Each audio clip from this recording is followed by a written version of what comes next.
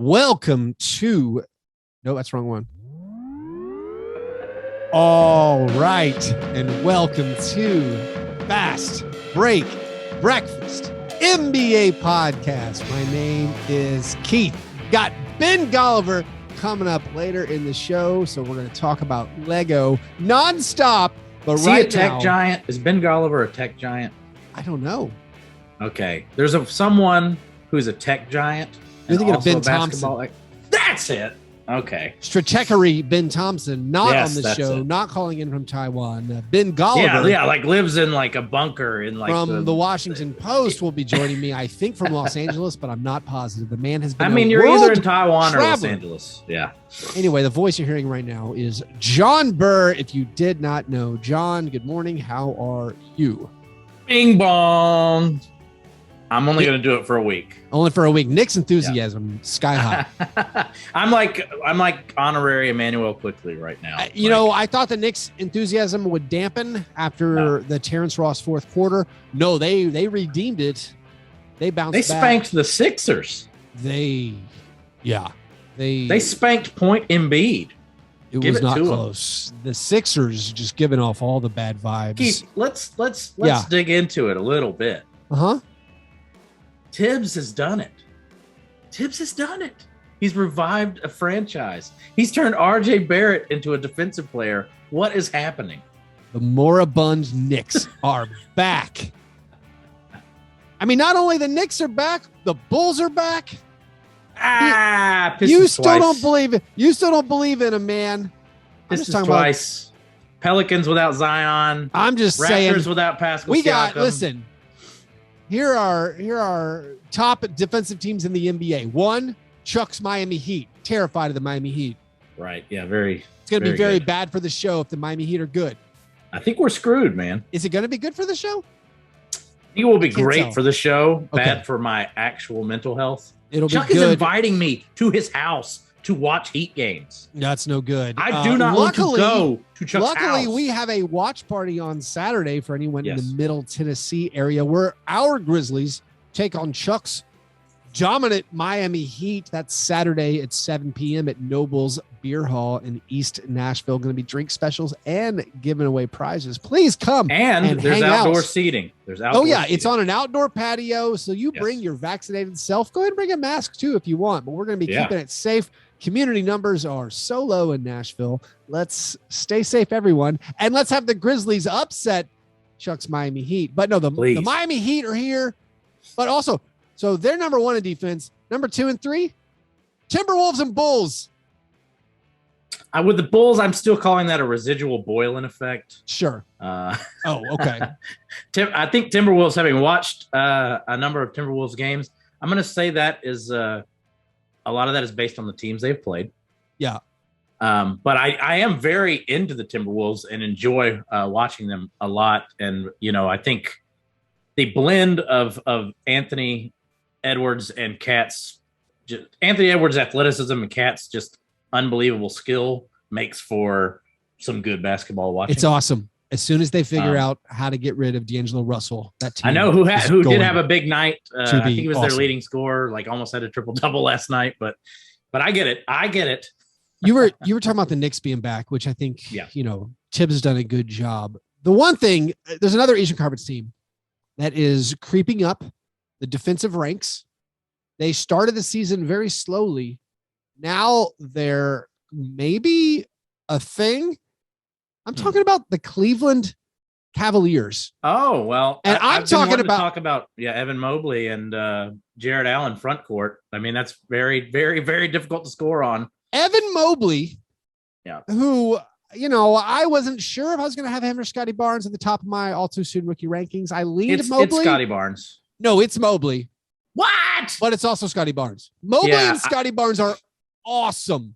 They are awesome. They are so awesome. And I don't know if this is just shiny object, new toy type thing where I see, this is a lanky defensive first guy with some different offensive skills, but he's affecting the game.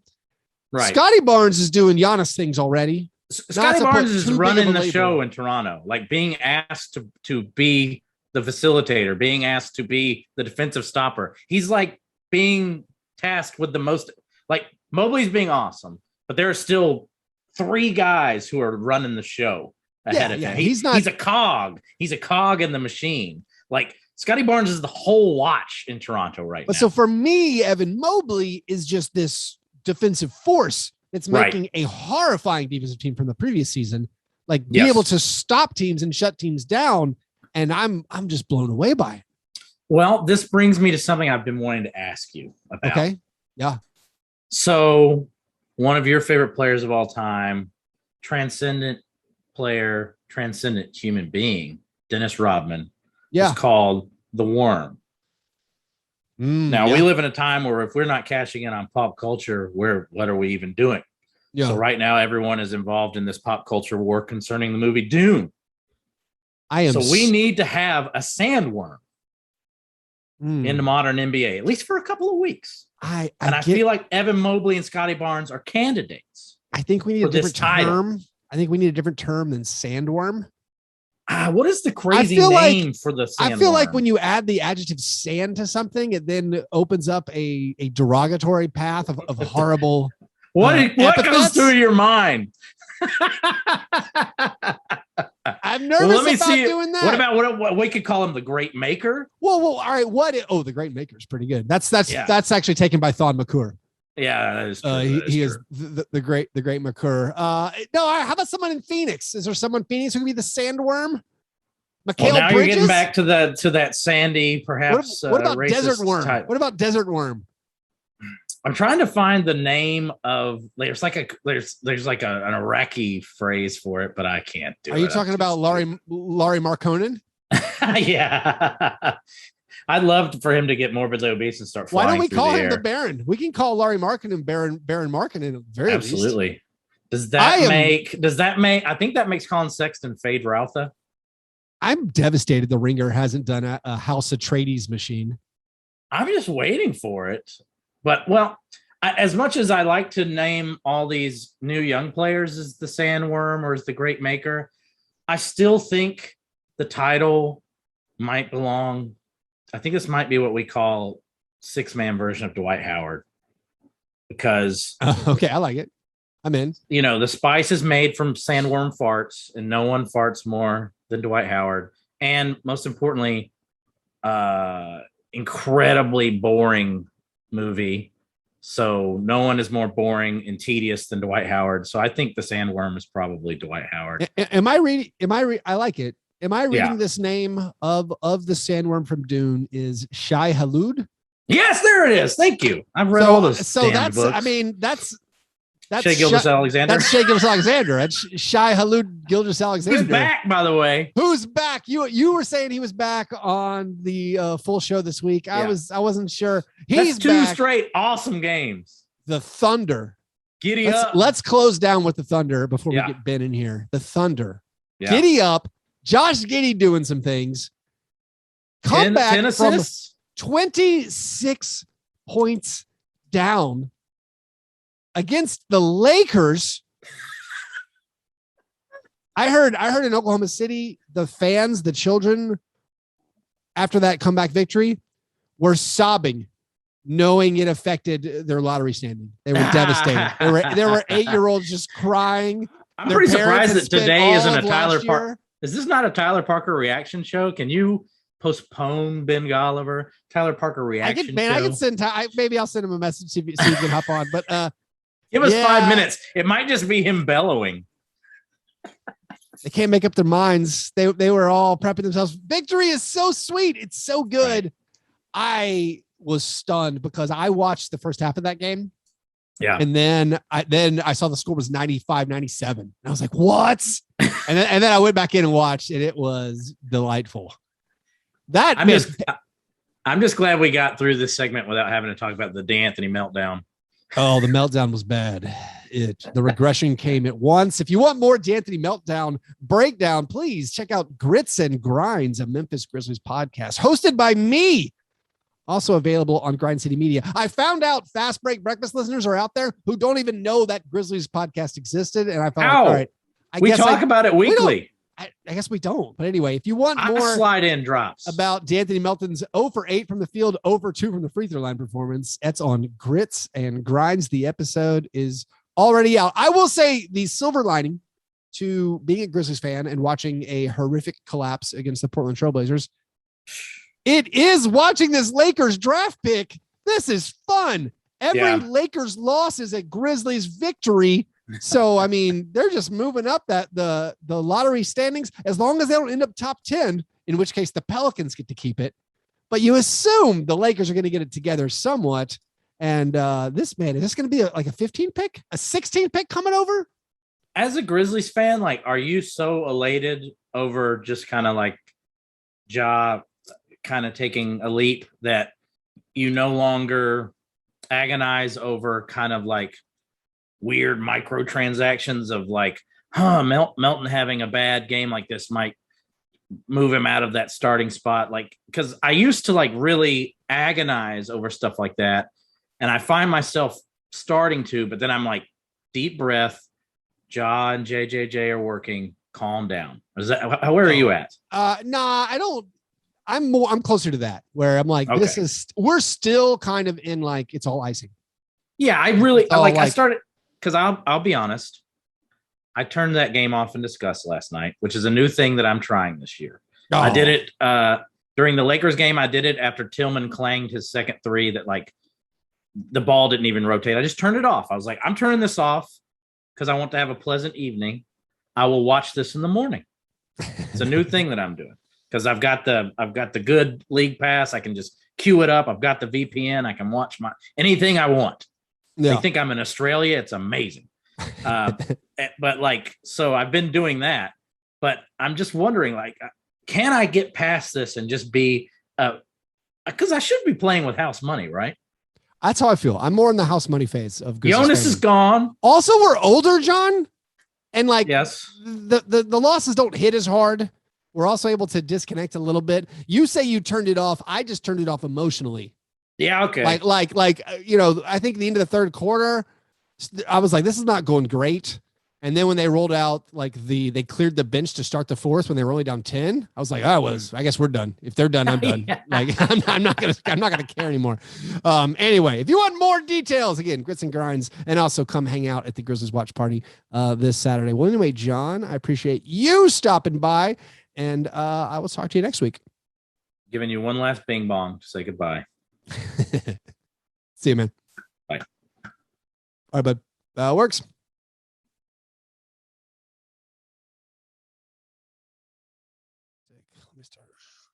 You're doing good? Oh, yeah. Well, we got great timing here because the Grizzlies were just in town. So it's, Exactly. Oh, you planned this out. This wasn't an accident. I see. Okay. No, I mean, it was not planned, but I saw you also wrote about Ja, and I was like, well, that works out. That will be perfect. All right, well, let's get this on the record. Here we go. I'm joined right now by Ben Gulliver. Ben, how's it going? It's going very well, Keith. I come bearing good news. At least I hope it's good news. It could wind up blowing up in my face. I'm going to be honest. Guess what? I finally have a breakfast routine. I'm proud to report to you. All right. That is incredible. That is why people are listening, to find out the continued breakfast adventures of one Ben Gulliver. What is the new breakfast routine, Ben? Well, unfortunately, this could be misadventures, okay? Because I was so excited to tell you about it. And then I was thinking this could really leave me open to mocking, because I know like the Denny's Grand Slam, it's got all the eggs and the meat and all that kind of stuff. I think this is going to be Benny's sacrifice bunt breakfast, okay? It's the opposite of the Denny's Grand Slam, all right? So I'm going to start with the least controversial and work my way up, okay? I've got cold water. Then I've got unsweetened black iced tea. All right. Then I've got plant-based Icelandic yogurt on top of the lowest sugar version of granola that I could find at Whole Foods, all capped off by let me get this right, an organic protein powder, plant protein, vegan, no soy ingredient, gluten-free, non-GMO protein shake mixed with also a powder that's a veggie powder with all sorts of different vitamins, all thrown together in one thing that just looks absolutely dark brown and disgusting. 12 ounces of water to finish things off. How am I doing? That's my well, this sounds like an incredible regimen. Are you doing this all yourself? Do you have help? This sounds like an NBA player who needs maybe a lifestyle chef to create this for him every morning. This is just you? I've stumbled in this by myself. I started with the yogurt, man. I really like the Icelandic yogurt because it's super high protein, low sugar, and everything else. Is this Skier yogurt or is it a different brand? Well, look, I'm not getting the endorsement deals. I go Siggy's, but Skier is also a brand, but Siggy's is really good. And I'm using plant-based now. So it's actually dairy-free. So it's easier on your stomach. It's just nice and easy. That's incredible. I love your breakfast. It was very intense. Adding something that like to make that a routine and a habit, that's a lot of work. And I'm impressed that you're pulling it off. You obviously cover the NBA, but like, I want to know more about like your introduction to things like Icelandic yogurt and also your travels over the past year. Cause I saw you went to Iceland. I went to Iceland a while ago, an incredible country, just an unbelievably beautiful place to hang out. But also I'd say like I found out you went to Iceland because you sort of got me back on Instagram. Like I don't need anyone. Yes. Instagram doesn't need anyone to advertise for it. But like, I didn't use Instagram until somebody texted me a photo or a post you made of actually you putting together a Lego set.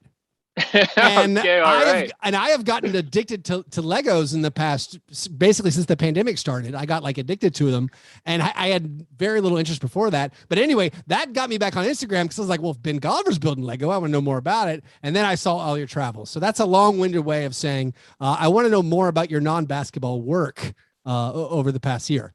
Man, you could not butter me up better. Nothing more in this world do I strive to do than influence influencers like yourself. I'm so glad I got you back on Instagram. I love it. Look, this all ties together with the breakfast and the Legos and the travel. For me, it's all about the balance and the wellness. I think this is like year 15 for me covering the NBA. And usually that means like 4 or 5 months a year with pretty heavy travel. Lots of times in arena, a lot of time in rental cars, a lot of just solo time in general, late nights. Sometimes it's not always the best food. This past year was really tricky on that front because not only was I in the NBA bubble and then I wrote a book, Bubble Ball, but then I went to the Tokyo Olympics and they had a really strict bubble there. Like I could not do anything. I could barely even get in the country because of their COVID international rules. And so after spending basically a month in a tiny Tokyo hotel room watching USA thankfully take home gold medal, I was ready to just get out into the open spaces. And so that's why I chose Iceland, man. I don't know if you've ever been up to the West Fjords, but just driving up there for like an hour and a half, not seeing another car, it was like the most balancing thing I could possibly hope for. I love coastlines. I love waterfalls. I mean, Iceland's just overflowing with both of those. And so it was a really, really nice, trip. But the Legos, it's the same deal. It's all about the feeling of accomplishment and getting off your screens. And 5 years ago, I would hype up the Lego agenda. I was a real propagandist for Lego, trying to get people into it. At that time, everybody laughed at me. But the pandemic has pulled a lot of people like you and others along with it, realizing, hey, it's actually really good for your brain to go through this multi-step process where you do get the payoff at the end with this really cool collectible.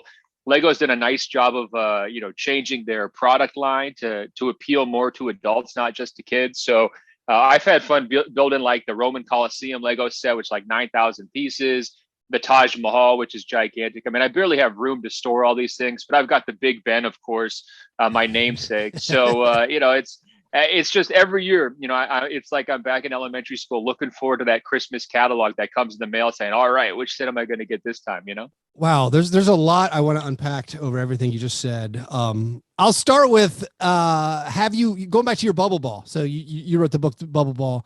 Have you been able to accomplish the mission I gave you to have it replace the Gideon Bible in the room you stayed at in Walt Disney World? So I haven't. Look, I'm steering clear of Disney World for a while. Not quite That's ready fair. to go back. That's all right. Yet, but eventually one day I will. But I had my own little pursuit. Every airport I would like go scope out the bookstore and see if I could find it, and then I would take pictures if I could find the book at different airports. So that was sort of my little Where's Waldo moment, the Easter egg moment of like, hey, there it is. But I haven't gone so far as to plant free copies at all the hotel rooms I've stayed in, but certainly I'm not opposed to doing that. I mean, just the one where, where you worked on it, you wrote on it, the genesis of the book, it seems like at least a plaque, some kind of commemorative something to say Ben Gulliver stayed here for months, and this is the result. Well, what I would love to see is, maybe that room turned into a museum, and then like I get a little corner display, but then we also get photos of all the families from Iowa, Minnesota that have driven the minivan down to Disney World to stay in that same room for whatever family vacation. Let's get all the family vacation photos lined up next to me with pictures of like, the birds and the frogs and the alligators that I was able to take pictures of when I was down there for 93 days. What an amazing, living arts museum that could be. So your Lego addiction or hobby did not start. It wasn't a result of being confined in these rooms. Cause I kind of thought that's where it was, but you're saying it predated that. You were already into Lego before you couldn't leave a room for 93 days. Yeah. I mean, I don't want to get into the super dark details, but I was actually in a car accident. I would love it if you would, but we can do that later. We can do it. I was in a car. Yeah. Unfortunately, I was in a car accident a few years ago. And so I just had to limit my screen time. And it was sort of at the peak of when I was just, online 24/7, 365. I mean, watching every single game. And I'm still pretty much like that, but I needed a distraction. Like I literally just needed something that I could do. And I wasn't able to read like even a book on a tablet was not something that they wanted me to do just because of this car accident. So, getting the Legos and getting the hard copy books was basically the only two things I could do for about like 6 weeks there. And, I built the worst set of all is Tower Bridge. Do not buy Tower Bridge. And Lego, I know I'm trying to become like a endorser for you, so don't hold this against me, but Tower Bridge is just an awful set. I mean, it's like one color, it's like 14 feet long. Like it's not going to fit anywhere. It's not actually that detailed. And so I actually built Tower Bridge, and that got me through that little recovery process. So that's how I got into it. And from there I was hooked. I mean, look, I was a big Lego guy when I was a kid, and I'm sure you were too. I mean, I used to build X Games sets when I was a kid, like out of Legos. It'd be like, here's like the skateboarding ramp. Here's like the motorcycle jumping events, all that stuff. We used to do that on my front deck when I was a kid. So, it's all about getting back to what you love to do nostalgia wise when you were like 8, 9, and 10.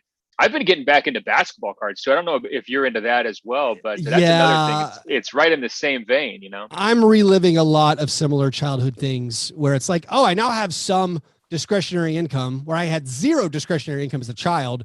And now I find myself, buying basketball cards, buying Lego. I didn't mean to make light of the dark reason you got into Lego. I thought maybe it was a joke, but apologies for that. No. Don't worry. I'm all good. Okay. And it's one of those things where like, you never know like where happiness will spawn from. You know what I mean? It's like a little setback sparks, really. I mean, I always try to keep a set going. I'm working on a Ferrari right now. I've been kind of neglecting it here for the last couple of weeks, but I think it's great to wind down at night. They talk about like sleep routines and like try to get yourself in the right mentality before you go to bed so you'll sleep better. And I found Lego can help with that too. So what are you working on, or what's your claim to fame with the Legos? So our relationship with Lego is very different. I'm hearing your relationship. It's part of a wellness routine almost, and calming down and doing different things in the sense of accomplishment. For me, I think it's just like pure addiction endorphin thing. Like I just like the new Lego set. I just want to open it, and I'm working to not be doing things. Like I'm working to not buy more. I'm trying to not do it. Like I got into it just through my child. Like my son got just like a Star Wars Lego set, and I was like, this is pretty cool. And I don't really care about Star Wars that much. Like I liked Star Wars when I was a kid, but I think the Phantom Menace broke me, and I didn't care after the Phantom Menace. I'm like, all right, I'm not interested. But my son got like a Lego set, and then during the pandemic, we were home. I was like, I'm going to buy this Tantive 4, which was like I think it was like $200, like this huge Star Wars ship. And I was like, just because it scratched some childhood itch, I'm like, that looks amazing. I want to play with that. And so, yeah, I got it. And under the excuse of like, hey, me and my son will play with it. And he loved it. But like, I was like, this is incredible. And I just kept buying more. And so like, whenever it's my son's birthday or Christmas, I'm like guiding him towards the ones I want, like, why don't we get this set? So I don't have anything big I'm like working on. I do continually like reorganize and make sure all the pieces are in the bag and try not to freak out when my son, who's now 6, like wants to mix up the sets. I'm like, oh, well, so that's the thing is I have no ability to just kind of free build. Some people will just buy like big bags of blocks and like put together their own thing. I can't do that. My brain doesn't work that way. I'm all about accomplishing the task, following the steps. So I've come up with what I call the perfect build. And maybe you could try this out on the next one that you build. So a perfect build, you can't drop any pieces onto the ground. Yes, that's amazing. And you can't put you can't put a piece on and take it back off, if that makes sense, right? So it has to be every piece that you apply to the set has to be correct. And so that it's almost like this Dalai Lama Zen version of building, where it forces you to slow down. It forces you to look at the directions at different angles, and you just go really slow. And I'm telling you, when you do the sets like you're describing that are a couple $100, so you're talking about probably 3,000, 4,000 pieces. Yeah. You think going in, perfect build, no problem. But if a piece starts to drop, you're going to like jump to grab it before it hits the ground because you don't want to ruin the whole experience. I'm just kind of that perfectionist mindset. That's why I love John Moran. He's kind of the same way. After he missed that free throw the other night, he was driving himself just crazy because he had missed it. The one against the Lakers that would have forced overtime. He had an incredible game, but that entire night just went out the window for him because of that one slip up. That's the same approach I take with the perfect build. So try it out sometime. Don't force it on your kids, because that's when, people start to call counselors and they try to intervene because, maybe your parenting techniques are too aggressive, but try it for yourself. See if you like it. You're, as the consummate professional, you tried to segue us to basketball. I'm not interested in that. That's fine. You have the Ray Allen shooting routine of Lego build. If you drop it, if you put it in the wrong spot, no, you go back to station 1, you make all your shots there, go to station 2. I know I've thought about this because I watched the Lego Masters, the TV show, and it's like a contest. It's a reality show where people build Lego sets and stuff, and they do their own designs. But one of the things I was like, why don't they just have a very basic build this set without dropping a single Lego? Like that's, and so to hear you say it, I got very thrilled because it's kind of hard. Or speed build. Speed build, it's kind of like speed chess. So I don't know if you ever played that too, where like, normal chess is one game, but speed chess is its own game where you only get a certain number of seconds to make a move, or you see who can go faster. And it's like a much, less elegant game, but it's its own, competition. I would love to see speed builds. Or they have to race to build like the 9,000 piece Coliseum set that's very repetitive. Yes. But when you get to the end, there's one piece missing and they give you a huge bag to find the one piece. That's the reality TV we need. Anyway, I guess before we get you out of here, we can talk about Ja Morant and basketball. You wrote about Ja Morant recently. As a Grizzlies obsessive myself and someone who podcasts about the Grizzlies, I'm like almost too close to it. I feel like sometimes to try to figure out, although I hear people talk and I realize maybe I'm actually holding myself back and maybe I have like a lower, more reserved opinion about his ceiling. So you watched him play. You wrote about him on the Washington Post. What is your feel of like what he can even be this season? Like, is it all NBA? Is that on the table or is that like still in the future? Well, that all NBA conversation is really tough to crack, especially because that really gets into sort of like casual voters and reputation and like taking care of, it's like politics really, you usually have to just have an overwhelming case if you're a first-time guy to break into that club, or you've just got to hope that other guys get injured. I think he's going to be an all-star. I think he's got a chance at most improved player. I picked him before the season for that. And I thought the first week was just absolutely phenomenal from him. I understand, where you're coming from of like, okay, maybe try to temper your expectations. Like don't, go too crazy. But when you're looking forward 3-4 years to like who's the best point guard in the NBA conversation. I'm not talking about point forwards like, Luka, LeBron, or even Harden. He's kind of like this big point guard. He's not really a point guard. I'm saying like who's going to take the reins from Steph Curry as the best point guard in the NBA? I think Ja's got as good of a chance as anyone Obviously people are going to focus on the speed, the quickness. What I love about him more than anything else, it's the feel, and it's the idea that he meets his teammates halfway, right? It's like, okay, he has a very clear understanding of what a guy like Steven Adams can do or what a Jaren Jackson can do, and he is going to set them up for success on their terms, not his terms. In other words, he doesn't treat his teammates like they're pawns, right? And just go stand in the corner. I'm going to do everything. And then you get a kick out pass, and all you can do is catch and shoot a three. I think that he does a really nice job of keeping all of his teammates activated. That's why you see the balance scoring, the last 2 seasons for Memphis, and you're seeing it again this year, despite him, I think until the other night leading the league in scoring. I mean, you're still seeing guys like Bane go off, Melton go off. I mean, there's just plenty of touches and opportunity for everyone. So I love his feel. I like how he's manipulating pick and rolls this year. The jump passes drive me a little bit crazy. He gets into trouble with the turnovers on those sometimes because he can just hang in the air for so long. I think he believes he could just figure it out while he's up there, and that can lead to some tricky spots. But I just think he's the total package as a point guard. I mean, the defense can obviously use some work. The body, I mean, you'd like to see him add some strength and to make sure he can be durable. But I see a little bit of Iverson with the crossover. I see a little bit of Chris Paul with how he manipulates the defense. Steve Nash with how he keeps his dribble alive. He was showing off the Kyrie Irving crazy layup finishes the other night. Yeah. I just, to talk to Taylor Jenkins and hear him say what just a basketball obsessive Jaws in terms of how much time he puts into watching the game and addressing his weaknesses. I mean, I just love that. And I think that's really the key to success when you look at guys like KD and Giannis. I mean, you really just have to work and improve year after year after year. And I think Jaws in that same vein.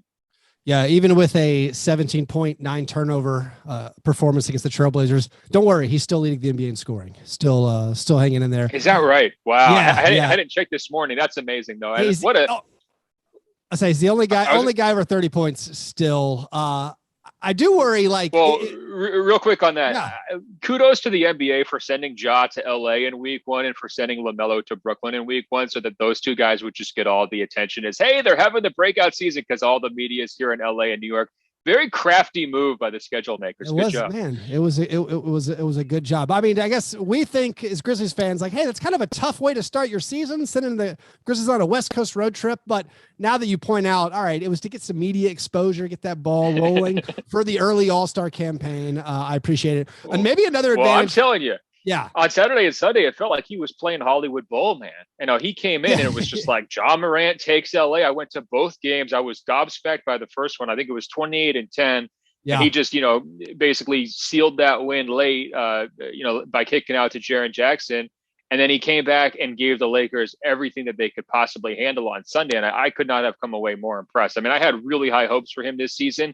And it was like watching those hopes completely materialize and then be even better. Yeah, I think also maybe one thing I'm going to be optimistic about is with Ja Morant. This is his 3rd year. He's maybe taking a leap. Maybe later in his career, the NBA won't change the officiating rules, and he won't have all these bad habits that he has to somehow course correct. Let's talk about that a little bit to close up. It seems like the NBA has fixed officiating, and I know that's a very, very bold statement. I consider myself a referee defender who through years have been like, you're not mad at the referees, you're mad at the rules. And now it seems like the referees have been given permission to be like, hey, all those ticky-tack things that everyone watching the game hates, we're not calling them anymore. Like, you don't have to call those fouls anymore. So are you seeing this? Do you think that just these changes they made in the offseason with the competition committee, it's like a massive step forward for the product and for, I guess, officiating, the way it's at least received and for the enjoyment of fans? Oh, 100%. It's totally overdue. I mean, I think that people have been squealing about these types of fouls, the arm hook from James Harden, the stop in traffic. So somebody rolls, bowls you over, the Chris Paul or Trae Young move. And some of these other tricks guys have perfected. They've been cleaned up very, very well. I mean, the nice benefit is not only is it a pure game as a result when you don't get those calls, it's also just a faster game. The games move more quickly. And that's great, too, because I think that sometimes, especially in fourth quarters, NBA games have a tendency to drag. The fewer stoppages in those situations, the better. And I'm kind of an old school head. I'm definitely a purist, and I would prefer to not have all the trickery and just a straightforward game. when Steve Kerr gets up on his high horse, I'm ready to ride side saddle. It's like, all right, yeah, I'm with you. And he's always lecturing us about, this move never existed back in the 90s. Why do we encourage it and allow it? I'm like, yep, I'm right there nodding along with you. I'm also a referee defender, and I think people should realize, just really put yourself in their position. What an absolutely thankless job, and we spent a little bit of time around the referees in the bubble and, got to hear sort of like what their day-to-day lives were like. And I mean, they're just constantly on the road. Yes, they do get to fly first class, so that's pretty nice, right? But they're basically never in the same city for more than a couple of days. They're away from their family for weeks at a time. I mean, it's just nonstop travel, and no one cares if they do well, right? And then everyone hates them if they do poorly. Everyone knows them by name now, so they can get called out on social media. I mean, it's a really, really tough life.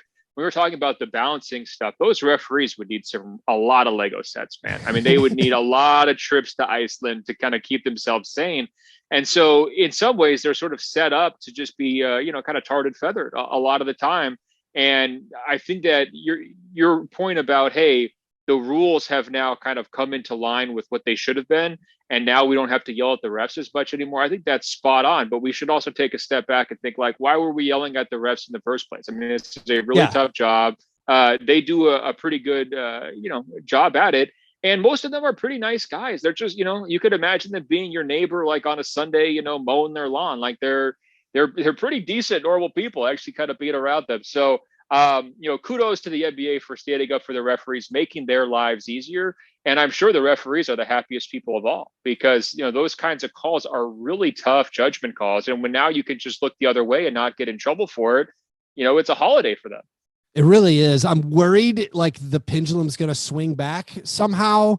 Like there was the time years and years ago where the NBA is like, hey, we're cracking down on complaining to the refs. We're going to call technical fouls all the time. And they did it for like 2 weeks. And then it was like, this is not workable. I'm hopeful this is going to stick, because it seems to be, I think, so popular among people, and there's no like outcry among at least sports writers. Like sports writers were like, why are they calling these texts so quick? We like yelling and such, and so this is just like, we now see, no, the officials were not tricked. They were calling the rules they were trained to call. And this is at least an improvement now. And although I guess like Steve Nash is upset, he thinks James Harden is getting unfairly singled out.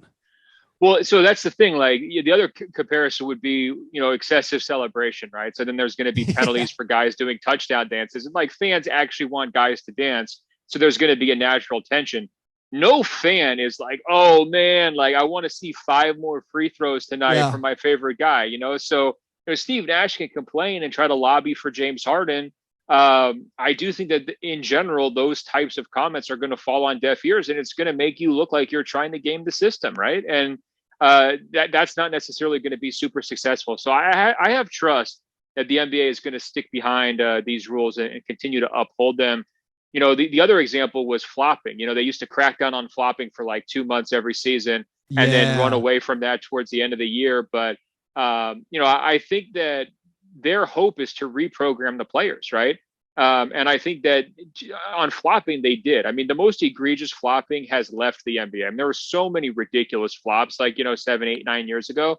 And guys still flop, but it's not nearly as bad. And I hope that we get just, fewer examples of this kinds of trickeration. And there aren't all that many players who are guilty of these moves on a regular basis. So assuming that they adjust here within the first couple of months, and they're going to need to. I mean, Harden's not playing well. He's going to have to go to a different bag of tricks, at some point. Like you can't just keep scoring, 15 or fewer points and just, look to the refs night after night. You're going to have to change stuff up. And so I think that once that happens, it will make the NBA's job easier too. Yeah. My most radical idea I had for cleaning up flopping or just foul baiting is maybe we'd have to try this out in the G League for a while, but have a rule where you're only allowed to fall down 5 times per game. Like this sounds like a Squid Game or something. Right? Yeah, it is. So you're like, well, what if you get fouled and that makes you fall down? My contention is most of these guys could land on their feet if they wanted to. So I think almost every player who hits the ground is normally choosing to fall down. Outside of a block charge situation, you're usually choosing to fall down. Like you're shooting the layup and you're throwing yourself towards the ground. If you're Steph Curry, you're launching a 3-pointer, defender's near, you try to land on your butt. So like you fall down. Maybe it would backfire. Maybe there would be things that I haven't thought of that would be unintended consequences, but let's just try it out. Like how many times does a player need to fall down in a game? I'm not talking about diving for a ball. You're allowed to dive for a ball. Just fall down. Let's see if they were limited to 5 times. And then you started receiving a penalty every time you hit the ground. Yeah, I mean, I can just already see Rich Paul really upset. I mean, Anthony Davis falls down at least 25 times a game, and half the time he looks like he's going to be out for the year with an injury. So there's going to need to be an AD exemption to your rule, and maybe a Joel Embiid exemption as well. I think AD and Joel Embiid's games would be better if they quit falling down so much. I agree with you. I'm just not sure AD can help it, man. I think he might be the one exempted. Too many ingrained habits to break from that. Anyway, Ben, thanks for coming on. Thanks for entertaining all of my Lego questions. I'm gonna probably email you a lot more and make you show me where you have all your Legos displayed. But always a pleasure, and I look forward to you coming on another time. Well, hey, before we go, I might go back to Iceland at some point in the next couple of years. Where should I go? Oh, so I don't know. I only did what is it called? It's like the very basic tourist where you drive and see the waterfall. You see where democracy was created, like right out of Reykjavik. I did not go to the Western Fords. Was like the Golden Triangle area? Yeah. So I was there for a wedding, and we drove off for several hours to find some remote chapel. And then we did like the touristy things where we saw like, was it Gullfoss, the big, the massive waterfall. And I just stared at that for like hours, was like, how in the world? Like, that's amazing. The driving up to the other side of the country, I didn't do some of it. I was a little nervous because you talk about like not seeing a human being for just forever. I'm not a survivalist. And I'm like, well, what if my car gets a flat tire? That doesn't sound fun. Like I get a little bit anxious. That's like where, I don't know, the bravery of my youth has dissipated, and I haven't been that adventurous. Oh, I understand completely. Well, make sure if you do it, get the 4x4 vehicle. They always recommend that at the airport. Yeah. That's 100% true. And I was actually impressed by the cell service coverage, even out in the middle of nowhere in Iceland. They had pretty good coverage. So I never felt like super duper sketched out, but I've been watching all these Icelandic thriller shows on Netflix since I got home. And that's by the way, that's the opposite of a good way to wind down at night. You know, it's like watching just these awful murders taking place in black and white in the middle of absolute nowhere. Yeah. But now I've started to have some of those same anxieties that you're describing. It's like, maybe that wasn't the best idea. I remember when we rented the car, they were like, hey, don't ford any creeks or streams with this one. Yes. Like that was like on the rental thing. They're like, this is not for fording creeks. Don't go over any water. Like, oh, all right, cool. Did they show you the little diagram with like 8 feet of water and like a car being submerged? So they showed me one of those too. I don't remember that part. Yeah. I was like, promise you, like, I'm not going to be driving in more than 4 inches of water. Like, you don't have to show me this diagram that has the entire vehicle looking like a submarine. That's not going to be a problem that I have. It's not us. Well, anyway, have safe travels, and I'll let you go now. All right, man. Take care. And then you have it, and it's just like, where the hell do I put this? You know, it's just. But that's where I'm at. I have them all in the boxes, just like bagged up, essentially, waiting for my son to ask to play with them again. Yeah. So one of my original Lego rants was that I didn't like Harry Potter and I didn't like Star Wars. They needed to like make something for adults who aren't in those veins. Yeah. And they've really come through hard. They must be making money hand over fist during the pandemic because they have all these new travel sets. They got all these new car sets. It's like, who's ever in charge of their build selection? They're doing arenas now. You know, they're doing soccer arenas. I've seen that. And I saw they're coming out with a Home Alone house.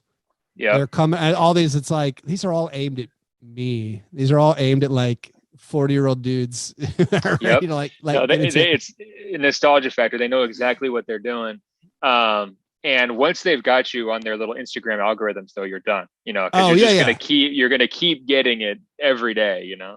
Yeah, and they send like that's the one thing. So you got me back on Instagram. Now Instagram, I'm noticing like they advertise a thing to me, and then if I don't look at it, they email me a thing, and then like PayPal will email me the thing I looked at and be like, "Hey, we got 10% off if you use PayPal with that thing you just looked." And like it's like everywhere. I'm like, "Oh my god, they got us." Multi-level marketing scheme. You're in. You're hooked for good. That's right, man.